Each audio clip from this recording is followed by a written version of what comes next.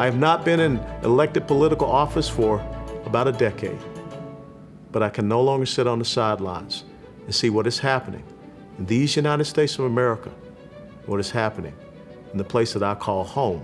You have asked me to come back into service for God, for country, and for Texas, for a time such as this.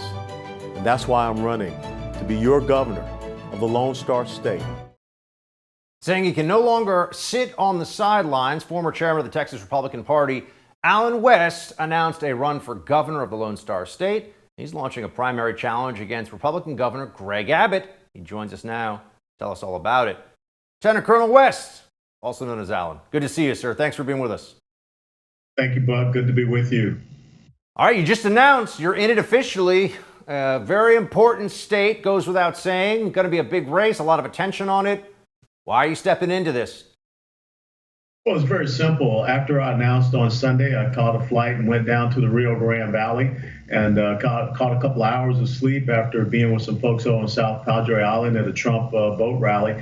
And I spent the night there in Roma, Texas, right there on the Rio Grande Valley. And we did a video just showing people just freely coming across the Rio Grande River into the state of Texas. And so we have no border security. We have nothing going on. The National Guard troops that were there in an LPOP, a listening post, observation post, just watched, and they allowed the people to come right on into the United States of America and just assembled them together and then walked them up to the hilltop there overlooking the river, where they were put on buses and transported to, I guess, a Border Patrol detainment facility, and they'll probably be released into our country. So this is a big concern. We're watching the destabilization, the undermining of the sovereignty of the great state of Texas, the United States of America. And illegal immigration has a healthcare issue component to it, an education component to it, a national security component, local safety and security, criminality. We've got to make sure that we rectify this situation. So that's job number one. When you speak to members of Border Patrol, I know you were just talking about some National Guard folks that you were down at the border with, but when you ask Border Patrol how it's going from their perspective and what they're seeing, what do they tell you? Well, they are seeing the complete abdication of their duties and responsibilities and the roles of the federal government. They're being told by the Biden administration what they can't do, which goes against their oath and what a law enforcement officer at the federal government level is supposed to be doing.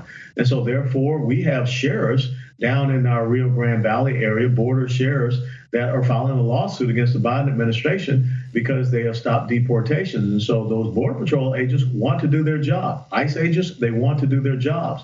But if we don't have a full mobilization of our National Guard down on the border, something that the Texas governor can easily do, something that I would have done quite some time ago, we've got to cut off these infiltration routes and the ease by which people are coming in. And what we saw there at that point, if you looked upriver a little bit, you could see some lights flickering. You could see the other type of people that were crossing that river. And those are the getaways. Those are the ones that, we never see or never hear of.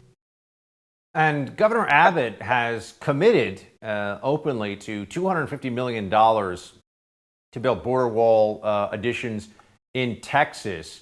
What do you think about that? Will there be follow through? Is that happening? Is that the right move? And what would you do either differently or in addition? Well, I think a lot of people are seeing this now as a political talking point. It's not about what you say you're going to do, it's what you're actually doing. You could easily mobilize the entire Texas National Guard to provide the border security.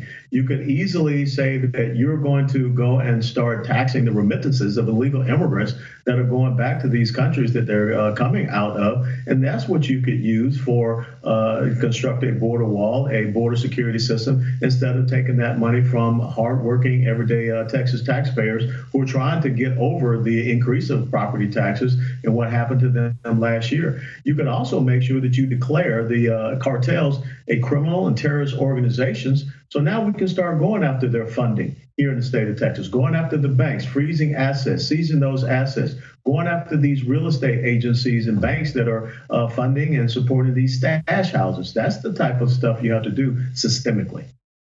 We are seeing a real national backlash to the indoctrination of children as a result of CRT, critical race theory instruction in schools.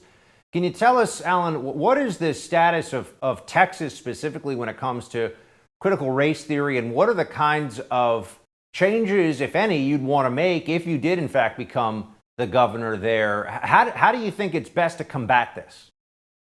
Well, there will be no Texas taxpayer dollars going to any independent school district that was promoting and advancing critical race theory. And I take on the teachers unions who have now come out and said that they're going to fight anyone that stands up against critical race theory. We just finished our 87th legislative session, 140-day session every other year. And our legislators did not take on and combat and make sure that we ban critical race theory here in the state of Texas. So now, hopefully, Governor Abbott will put that on the docket for a special session, which will begin this Thursday. But I would not allow critical race theory to be taught here. Look, Buck, I was born in a blacks-only hospital in 1961 in Atlanta, Georgia. You are not my oppressor, and I am not oppressed. And this new Marxism of critical race theory that is division that is not based upon socioeconomic class or status, it's based upon race. And we cannot allow that to happen, and especially in our military. Also have to ask you about the status of law enforcement, defund the police. There have been so many. Well, there's a couple things going on. One, Alan, is you have these videos of broad daylight, brazen shoplifting, thousands and thousands of dollars of merchandise in places like San Francisco, and then the even more troubling situation of gun violence in places like Chicago, shootings and homicides in Chicago, almost 100 people shot over the weekend. This comes after a year of the Democrats talking about defund police.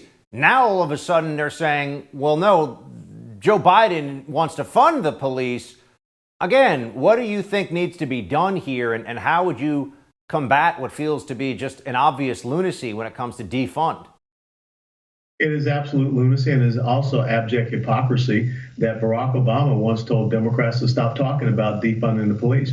And every single one of those cities that you just mentioned are Democrat-run cities. And here in the state of Texas, we have Austin, Texas, which has a far-left progressive city council. They defunded their police by $150 million, and guess what you have gotten? A 64% increase in violent crime in Austin, Texas. We also have these George Soros-funded district attorneys here in Dallas County, where I live, in Harris County, and also in Bexar County, San Antonio, and they're releasing criminals onto the streets. So again, as governor of Texas, I'm going to restore the law and order. I'm going to work with our law enforcement officers and support the Thin Blue Line, and we will look at means by which we can put pressure on these county administrators, county judges, and also city councils who are trying to undermine the rule of law and law enforcement in our communities. We want a safe and secure Texas. We will not have any city in Texas start to look like San Francisco or Chicago. Lieutenant Colonel West, always good to see you, sir. Good to hear about the announcement. Let us know how it goes. Thank you, Buck. Appreciate you.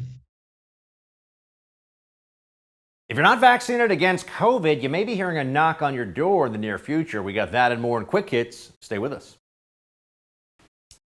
We're living in very uncertain times, and being prepared for the unknown is more important than ever. I'm sure you've noticed the world we live in today is anything but predictable. The government is passing massive spending bills. The Federal Reserve is printing trillions of dollars in fiat currency, and many experts are predicting inflation could run rampant in the coming months. That could spell disaster for the dollars in your bank account. We could all benefit from something a little more reliable right about now. Well, what could be more reliable than real gold and silver? I'm talking about real gold and silver you can actually hold right in your hands. Call the Oxford Gold Group right now and learn how easy it is to get real gold and silver sent securely directly to your home, or how you can have real gold and silver placed in your IRA or 401k. Just call the Oxford Gold Group at 833-600-GOLD and ask for your free guide on owning gold and silver. Again, call the Oxford Gold Group right now at 833-600-GOLD. The Oxford Gold Group is the only gold company I trust. Call them right now at 833-600-GOLD, 833-600-GOLD.